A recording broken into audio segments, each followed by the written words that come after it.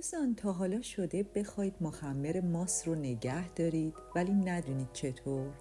خیلی ها نمیدونن که میشه مخمر ماست رو خشک کرد و بعداً دوباره ازش استفاده کرد.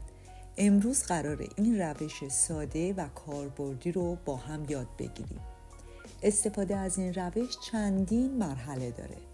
مرحله اول از همه ماستی رو که میخواید ازش مخمر خشک تهیه کنید باید ماست طبیعی و سالمی باشه که خودش تخمیر خوبی داره.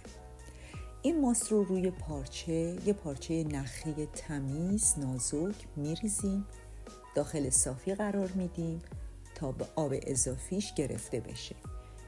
این کار چندین ساعت طول میکشه. مرحله دوم، بعد از اینکه ماست غلیظ شد روی یک پارچه نخی که تمیز و خشکه با یک کاردک نازک صاف پهن میکنیم. دقت کنید که خیلی کلفت پهن نکنید، چون که میتونه مدت زمان خشک شدن طولانی بشه و ماست بوی بدی بگیره، کیفیت مخمرها ضعیف بشه و در آخر آسیب ببینه. پس تا جایی که میتونید نازک پهن کنید. ببینید من در فیلم شاید خیلی نازک پهن کردم. شما سعی کنید که کمی کلفتر باشه که براتون بعد جدا کردنش از پارچه خیلی سخت نباشه. مقدار ماستی هم که استفاده کردم مقدارش کم بود، چون که هدفم فقط برای نشون دادن به شما بود. حالا شما از ماست بیشتری استفاده کنید برای خشک کردن.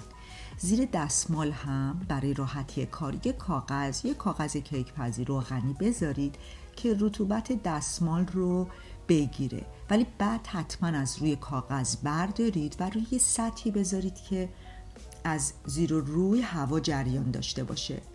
لطفاً از گرمای فر برای خشک کردن ماست استفاده نکنید، چون که خطر این که از دمای 46 درجه سانتیگراد گرما بالاتر بره هست.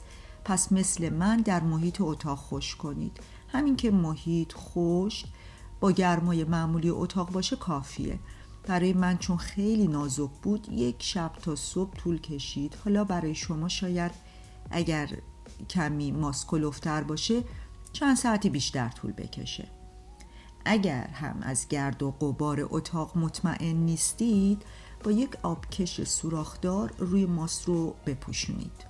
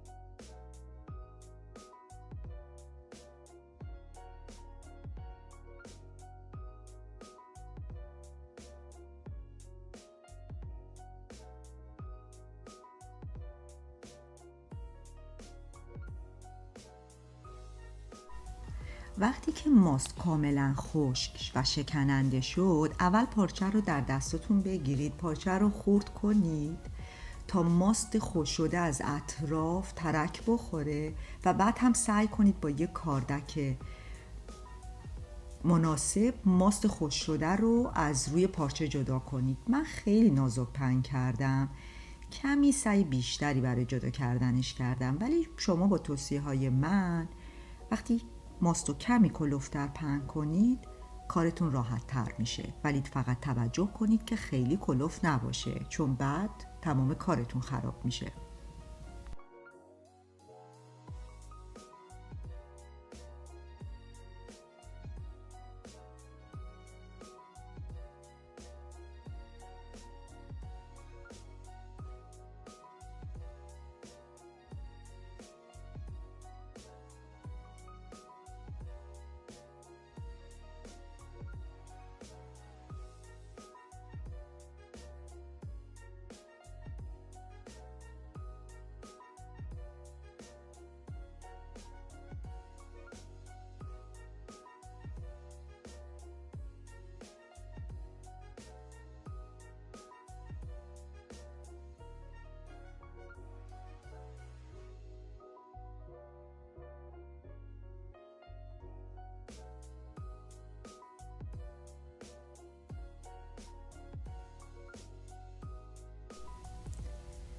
حتما ماست خوش شده رو از علک رد کنید تا اگر نخی از پارچه داخلش باشه در علک بمونه. توجه کنید چون من ماست رو نازک پهن کردم، ماست به شکل پودر خیلی نرم و ریز در اومد، ولی اگر ماست کمی کلفتر پهن بشه امکان این که تکه های خوش شده درشتر باشه هست. پس حتما از دستگاه خردکن برای پودر کردنش استفاده کنید. بعد هم داخل شیشه بریزید و در فریزر تا مدت‌های طولانی نگهداری کنید. سعی کنید که مراحل کار رو تا جایی که امکان داره بهداشتی و تمیز انجام بدید. استفاده از مخمر خوش برای 1 لیتر شیر به مقدار 3 گرم هستش. مثل همیشه شیر در دمای 95 درجه سانتیگراد پخته میشه. بعد هم بلافاصله از روی حرارت بر میدارم و تا دمای 46 درجه سانتیگراد میذارم شیر خنک بشه. حالا فرض رو بر این میگیریم که من مخمر ماست رو از فریزر در آوردم. برای اینکه مخمر هم دمای محیط بشه با مقداری از شیر پخته شده مخلوط میکنم. بعد هم باقی مونده شیر رو اضافه میکنم. مثل همیشه از ترفند کلمن و کیسه آب گرم استفاده میکنم چون که بهتر از این ترفند به نظر من وجود نداره. سعی میکنم دمای کلمن رو تا 37 درجه سانتیگراد به مدت 18 ساعت نگه دارم. در این مدت امکان داره آب کیسه رو چند بار عوض کنم. یادتون باشه هدف ما تهیه ماست پروبیوتیک هستش و حالا که یک مخمر بی‌نظیر داریم در منزل این شانس رو داریم که مدت تخمیر رو کمی طولانی تر کنیم و میکروارگانیسم های قوی تری در ماست ایجاد کنیم. در ماستای پروبیوتیکی بازاری هیچ وقت از این خبرها نیست که تخمیر ماست رو اینقدر طولانی کنن. بعد از 18 ساعت ماست داخل یخچال گذاشته میشه. من برای اینکه فیلم رو کامل کنم مجبور شدم بعد از گذشت 3 ساعت از یخچال در بیارم. کسایی که وبلاگ شکلات سیاه رو از سالها پیش دنبال میکنن میدونن که من برای اینکه کیفیت ماست رو نشون بدم بعد از سرد شدن همیشه داخل ظرف برمیگردوندم که نشون بدم که چقدر ماست سفت و قالبی شده. ولی اینجا کمی شک داشتم، ولی همطور که میبینید ماست حتی 1 قطره آب هم پس نداد و یک بافت 1 دست و سفتی داشت. اگرچه باید اعتراف کنم که من عاشق اون بافت ناهموار و اون تکه های مخمری هستم که روی ماست میاد. یه توضیح دیگه بدم، سعی کنید برای خوش کردن مخمر ماست از نسل های ماست 10, 11, 12, 13, 14 برای این کار استفاده کنید که طعم ماست کاملا اسید لاکتیکی شده و مقدار اون میکروارگانیسم ها به اوج خودش رسیده.